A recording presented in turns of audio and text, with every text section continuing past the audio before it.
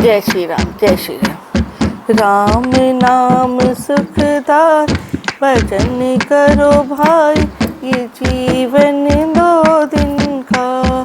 राम नाम सुखदाय, भजन करो भाई, ये जीवन दो दिन का, ये जीवन दो दिन का। राम नाम सुखदाय, भजन करो भाई, ये जीवन दो दिन का। ये तन है जंगल की लकड़ी, ये तन है जंगल की लकड़ी। आग लगे जल जाए, भजन कर भाई, ये जीवन दो दिन का। आग लगे जल जाए, भजन कर भाई, ये जीवन दो दिन का। राम नाम सुखदाय, भजन करो भाई, ये जीवन दो दिन का। ये तन है कागज की पुड़िया, ये तन है कागज की पुड़ी। हवा चली उड़ जा, भजन करो भाई, ये जीवन दो दिन का। हवा चली उड़ भाई, भजन करो भाई, ये जीवन दो दिन का। राम नाम सुखदाय, भजन करो भाई, ये जीवन दो दिन का। ये तन है माटी का ढेला, ये तन है माटी का ढेला। बूंद पड़े गल जाए, भजन करो भाई, ये जीवन दो दिन का। बूंद पड़े गल जाए, भजन करो भाई, ये जीवन दिन का। राम नाम सुखदाय, भजन कर भाई, ये जीवन दो दिन का। ये तन है फूलों की बगिया, ये तन है फूलों की बगी। धूप पड़े मुरझाए, भजन करो भाई, ये जीवन दो दिन का। धूप पड़े मुरझाए, भजन करो भाई, ये जीवन दो दिन का। राम नाम सुखदाय, भजन करो भाई, ये जीवन दो दिन का। ये तन है कच्ची हवेली, ये तन कच्ची हवेली। पल में टूट जाए, भवन करो भाई, ये जीवन दो दिन का। पल में टूट जाए, भजन करो भाई, ये जीवन दो दिन का। राम नाम सुखदाय, भजन करो भाई, ये जीवन दो दिन का। ये तन है सपनों की माया, ये तन है सपनों की माया। आँख खुले कुछ नहीं, भजन करो ये जीवन दो दिन का। आँख खुले कुछ नहीं, भजन करो भाई, ये जीवन दो दिन का। राम नाम सुखदाय, भजन करो भाई, ये जीवन दो दिन का। जय जय श्री राम, जय श्री श्याम, जय राधे, श्री राधे, श्री राधे, श्री राधे। अब हम सुख सागर पढ़ने जा रहे हैं, जिसमें से हम पहले सुख सागर भागवत की तरह, श्रीमद् भागवत की का ही सारांश है। उसका भी पहले महात्मा के बारे में पढ़े। महात्मा का ये 5वां अध्याय है। इसमें धुरंधकारी को मारा जाना और सप्ताहपरायण सुनकर मुक्त होना। सप्ताहपरायण मतलब श्रीमद् भागवत सुनकर के सब लोग मुक्त हो जाते, ये इसमें बताया गया। सूत जी ने सौनक आदि ऋषिवर को बताया कि उस आत्मदेव ब्राह्मण के वन में चले जाने से बाद धुंधकारी अपनी माता को पीटने लगा। धुंधकारी अपनी माता को पीटने लगा। सो कुछ दिन तो उसकी माता द्रव्य देने का बहाना बनाती रही, परंतु अंत में जब उसने सोच लिया कि बिना इसको कुछ द्रव्य दिए रोज पीटना पड़ेगा, किंतु वास्तव में उसके पास कुछ द्रव्य था नहीं। यह विचार एक दिन रात को वह किसी कूप में गिरकर ठंडी हो गई। तंत अपने भाई के इन कुकर्मों से तंग आकर गोकर्ण भी वहाँ से तीर्थ यात्रा के लिए चल गया। वह गोकर्ण ऐसे ज्ञानी और महात्मा था कि सदा संतोष धारण कर भगवान विष्णु के चरण कमलों में प्रीति लगाए रखता था और मित्र तथा शत्रु को एक समान समझता था। गोकर्ण के घर से चले जाने के बाद धुंधकारी पूर्ण स्वतंत्र हो गया। नित्य प्रति चोरी ठगी आदि कुकर्म करके धन इकट्ठा कर वेश्याओं को देने लगा। एक दिन का वृत्तांत है कि वह चोरी कर कहीं से बहुत सा द्रव्य लाया और लाकर अपनी प्रियतमा वेश्या को दे दिया। तदंतर जब वह गहरी नींद सो गया तो वेश्या के घर वाले ने सोचा कि यह नित्य प्रति चोरी ठगी करके हमको धन ला कर देता है, सो एक दिन यह अवश्य पकड़ा जाएगा और फांसी के तख्ते पर लटका दिया जाएगा। हम लोगों को भी यह कम से कम जेल की हवा तो अवश्य ही खानी पड़ेगी, इसलिए उसको अभी से ही क्यों न मौत के घाट उतार दिया जाए, जिससे सदा के लिए दुख से छुटकारा प्राप्त हो जाए। यह सोच उन्होंने उसके गले में रस्सी डालकर अधर में लटका दिया और नीचे अग्नि जलाकर उसको सदा के लिए मौत की गोद में सुला दिया तथा उसकी लाश को जमीन में गाड़कर अंतिम संस्कार कर दिया एवं लोगों में उसका विदेश में जाना विख्यात कर दिया। अर्थात ठीक कहा है कि वेश्या के से कर प्रीत पुनि सुख चाहत हो सो तन धन मान गवाए के नष्ट करे परलोक। वाणी अमृत रूप का ले धन इज्जत जीव, वैश्या का संसार में देखा किसने पीव। बिना द्रव्य के प्रीति न वैश्या सुनियार, सब पैसा पावे नहीं देवे जूत हजार। इस प्रकार जब धुंधकारी अकाल मृत्यु से मारा जाने पर प्रेत योनि को प्राप्त हो गया और भूख प्यास और गर्मी सर्दी और बरसात से व्याकुल होने लगा। जब यह खबर गोकर्ण को मिली तो उसका भाई मारा गया है, तो उसने गया जी जाकर उसका श्राद्ध किया और जहाँ तहाँ उसे तीर्थ पर गया वहाँ उसका पिंडदान करता रहा। इस प्रकार जब तीर्थ कर गोकर्ण घर लौट आया, रात्रि को जब वह सो गया तो उसने धुंधकारी को प्रेत योनि में नाना प्रकार के स्वरूप धरते हुए और चिल्लाते हुए देखा। तब वह धैर्य धरकर कहने लगा कि हे भाई, तू भूत प्रेत और व राक्षस आदि में से कौन है और तेरा इस प्रकार स्वरूप बदलने और चिल्लाने का क्या प्रयोजन। गोकर्ण की यह बात सुनकर धुंधकारी दहाड़ मारकर रोने लगा। जब गोकर्ण ने देखा कि यह सिवाय रोने के और कुछ नहीं बोलता, तो उसने कुछ मंत्र पढ़कर उसके जल छींटे दिए।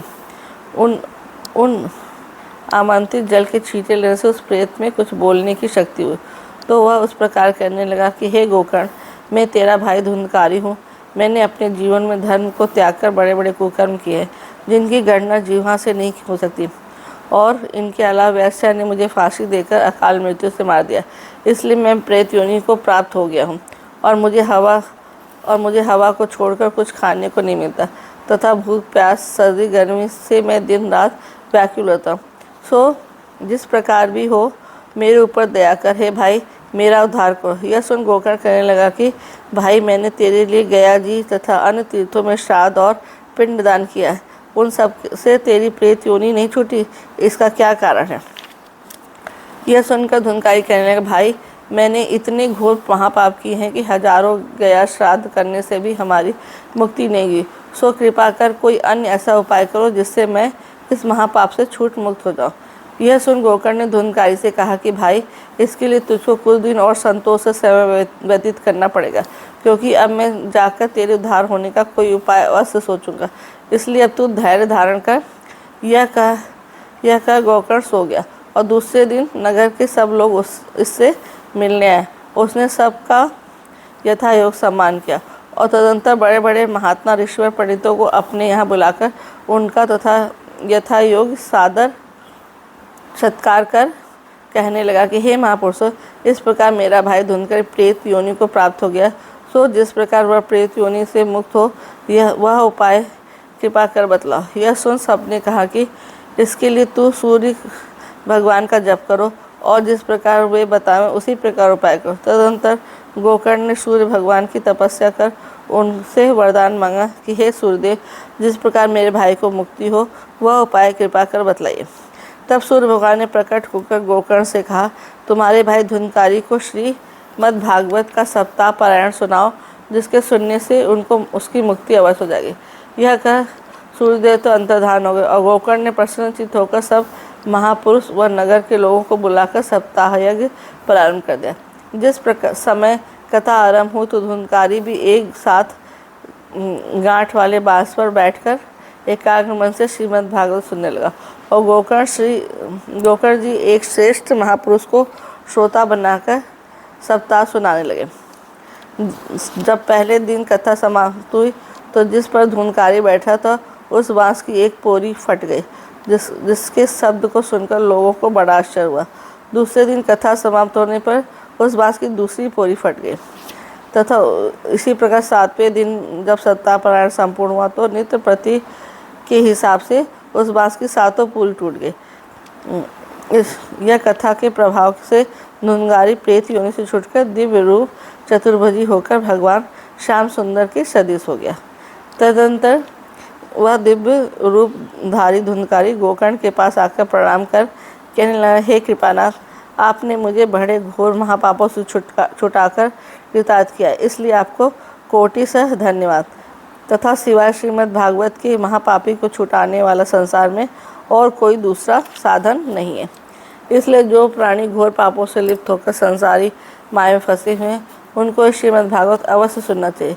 इसी अवसर में एक विमान आकाश की ओर आता दिखाई दिया और फिर वहां आकर तथा धुंधकारी को बिठाकर बैकुंठ की ओर चला गया।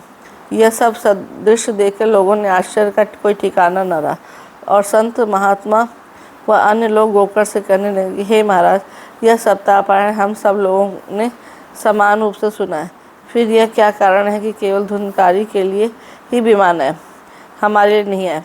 यह सुन गोकर्ण ने कहा, हे महापुरुष, कथा के सुनने में भी भेद रह जाता है, क्योंकि जो कथा को पूरी तरह मन लगाकर सुनता है उसको पूरा फल मिलता है, और जो लोग कथा के समय इधर उधर बातें करते हैं और कथा में चित्त न लगा के अपने कार्यों में उधेड़-बुन में लगे रहते हैं अथवा सो जाते हैं, उनको फल की पूरी प्राप्ति नहीं होती। सो धुंधकारी ने इस सप्ताह पारायण को चित्त लगाकर सुना तथा इसलिए वो विमान पर चढ़कर बैकुंठ में चला गया। यह सुन सब लोग लज्जित हुए और कहने लगे कि हे महाराज, कृपा कर यह सप्ताह और सुनाइए, जिसको सुनकर हम लोग भी मुक्त हो जाएं। यह सुन गोकर्ण ने दूसरा पारायण आरंभ कर दिया और सब लोगों ने चित्त लगाकर उसको सुना। तदनंतर समाप्त होने पर स्वयं भगवान श्याम सुंदर चतुर्भुजी रूप धारण कर वहाँ प्रकट हुए और सबको दर्शन दे तथा गोकर्ण को अपने साथ विमान पर बैठाकर बैकुंठ को चले गए। तथा इसके बाद सबके लिए विमान आए और वे भी जय जयकार करते हुए बैकुंठ को चले गए। सूत जी कहते हैं कि हे ऋषिगण, जिस समय सूर्य और चंद्रमा भी नहीं पहुंच सकते, जिस जगह सूर्य और चंद्रमा भी नहीं पहुंच सकते, वहां श्रीमद् भागवत पुराण के श्रोता और वक्ता अवश्य पहुंच जाते हैं। इसमें संदेह नहीं करना चाहिए। जितना फल अनेकों यज्ञ दान व्रत तप करने का नहीं मिलता, उतना अकेले सप्ताह पारायण के सुनने से मिल जाता है। इसलिए इसका महात्म्य सब पुण्यों से बढ़कर समझना चाहिए। नारद जी संत कुमार जी से पूछने लगे कि हे भगवान, इस श्रीमद् भागवत पुराण के सप्ताह यज्ञ की विधि को पूर्ण रूप से बतलाइए। यह सुन संत कुमार जी कहने लगे कि हे नारद, इस सप्ताह पारायण को भाद्रपद, अश्विनी, कार्तिक और मार्गशीर्ष के महीने में सुनने से बड़ा पूर्ण होता है, किंतु इच्छा होने पर अन्य महीनों में भी सुना जा सकता है, क्योंकि शुभ कार्य को मनुष्य जब चाहे कर सकता है। इसलिए जब सप्ताह सुनने की इच्छा हो तो तब श्रेष्ठ मुहूर्त निकलवा कर अपने इष्ट मित्र तथा भाई बंधु अथवा जो सुनने की इच्छा रखते हैं उनको निमंत्रण देना चाहिए।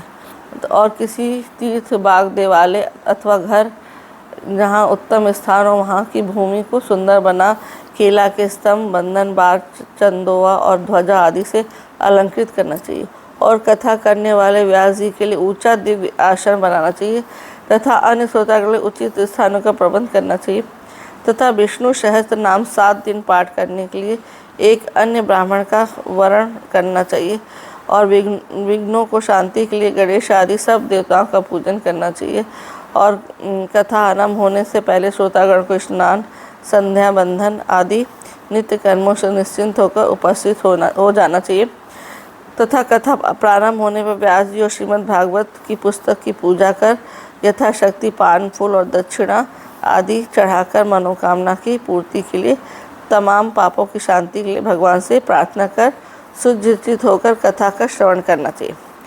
जब कथा हो रही हो उस समय अपना मन संसारी माया मोह से हटा देना चाहिए और किसी से लड़ाई झगड़ा वैर विरोध तथा क्रोध बिल्कुल नहीं करना चाहिए, क्योंकि ऐसा करने से उत्तम फल की प्राप्ति न होकर अधम गति मिलती है। इसलिए द्वेष भाव त्याग कर ही कथा सुननी चाहिए। कथा के अंत में भगवान की स्तुति कर सबको तुलसी दल का प्रसाद देना चाहिए। सप्ताह भर केवल संध्या समय एक बार अवश्य फूल फल व अन्य सात्विक भोजन कर निराहार रहना चाहिए। प्याज लहसुन दाल शहद बासी अन्न मसूर उड़द मूली गाजर और कोल्हा आदि पदार्थों का त्याग कर अधिक भोजन कदापि नहीं करना चाहिए। दयाशील और संतोष धार कर कथा में पूरी तरह चित्त लगाना चाहिए एवं व्यास जी को भी उपरोक्त नियमों का पालन कर कथा को अच्छी तरह समझाकर धीरे धीरे कहना चाहिए, अर्थात बिना समझाए शीघ्रता से कथा नहीं करना चाहिए और सूर्योदय से आरंभ कर 4 घड़ी दिन रहे इतनी कथा करनी चाहिए, किंतु सूर्योदय से 2 घड़ी के लिए विश्राम कर श्रोतागणों के सहित कुछ दूध फल मेवा खा लेना चाहिए। इस प्रकार उपरोक्त रीति अनुसार यदि कथा सुननी जाए तो हमें इच्छा की प्राप्ति होकर अवश्य मुक्ति हो जाती है। इस कथा के सुनने से बाँझ और मृतवस्था के अवश्य स्त्री पुत्र रत्न पैदा हो जाता है। अधिक कहने से क्या, यदि इस कथा को चित्त लगाकर सुना जाए तो मनुष्यों के सब मनोरथ पूर्ण होकर मुक्ति मिल जाती है। 7 दिन कथा सुनकर 8वें रोज 10वें स्कंद के श्लोकों से अथवा गायत्री मंत्र से अवश्य होम कर ब्रह्मभोज कराना चाहिए। व्यास जी गौ पृथ्वी द्रव्य आभूषण और वस्त्र बर्तन आदि का यथाशक्ति देकर और अन्य ब्राह्मणों को भी यथाशक्ति दक्षिणा देकर आशीर्वाद ग्रहण करना चाहिए। इस प्रकार कथा सुनने से अर्थ धर्म काम मोक्ष चारों पदार्थों की प्राप्ति हो जाती है। इतनी बात सुनकर संत भगवान जी कहने लगे, हे नारद, यदि आपकी इच्छा हो तो हम आपको दूसरा पारायण सुनाएं।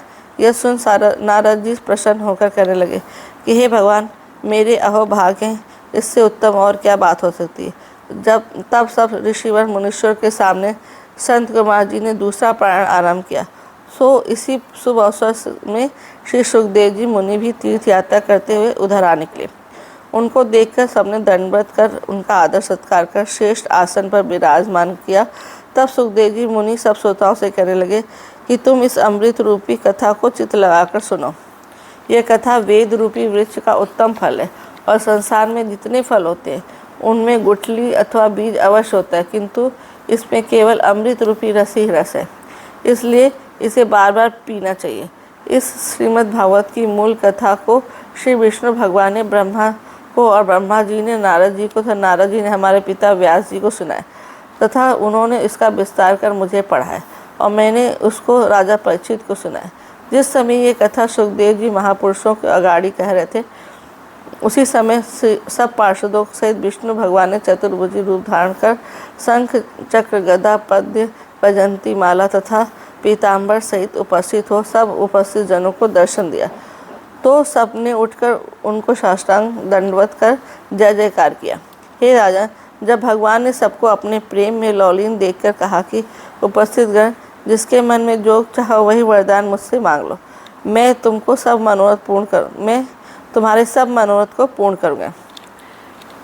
यह सुन नारद जी हाथ जोड़कर कहने लगे कि हे दीनानाथ, आपके दर्शनों के लाभ से बढ़कर क्या लाभ हो सकता है, क्योंकि आपने दर्शन मात्र से ही प्राणियों को चारों पदार्थ मिल जाते हैं।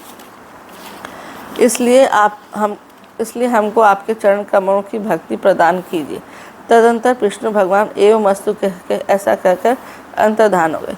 इस प्रकार वह दूसरा यज्ञ भी संपूर्ण हुआ। इतना कहकर इतनी कथा सुनकर सौनकादिक ऋषिवर ने सूजी से पूछा, हे भगवान सुखदेव जी, गोकर्ण और संत कुमार जी ने ये सब कथा कब सुनाई थी, कृपा कर उनका हाल और बताए। यह सुन सूत जी ने कहा कि श्री कृष्ण भगवान ने गोलोक पधारने के 300 वर्ष उपरांत भाद्रपद के महीने में 9वीं तिथि को श्री सुखदेव जी ने राजा परीक्षित जी को, इसके 200 वर्ष बाद गोकर्ण ने धुंधकारी को तथा उसके 6 वर्ष बाद संत कुमार जी ने नारद जी को यह श्रीमद् भागवत का सप्ताह पारायण सुनाया था। जो सो कोई इस अमृत रूपी कथा को पढ़ता और सुनता है उसको चारों पदार्थों की प्राप्ति हो जाती है। श्रीमद् भागवत महात्म्य संपूर्ण। ये भागवत का महात्म्य था जो संपूर्ण हुआ। श्रीमन नारायण नारायण हरि हरि भजमन नारायण नारायण हरि हरि श्रीमन नारायण नारायण हरि हरि भजमन नारायण नारायण हरि हरि श्रीमन नारायण नारायण हरि हरि भजमन नारायण नारायण हरि। तेरी लीला सबसे न्यारी हरि है, तेरी लीला सबसे नारी नारी हरि। श्रीमन नारायण नारायण हरि हरि लक्ष्मी नारायण नारायण हरि हरि। आरती श्री भगवद भागवत जी दाता है सिर मुक्ति श्री। आरती श्रीमद् भागवत जी दाता है सुख मुक्ति श्री। जगहित व्यास मुनि से बनाई श्री शुक जिसे फिर गा से नी परिचित मुक्ति पा सप्ताह यज्ञ विशेष विधि।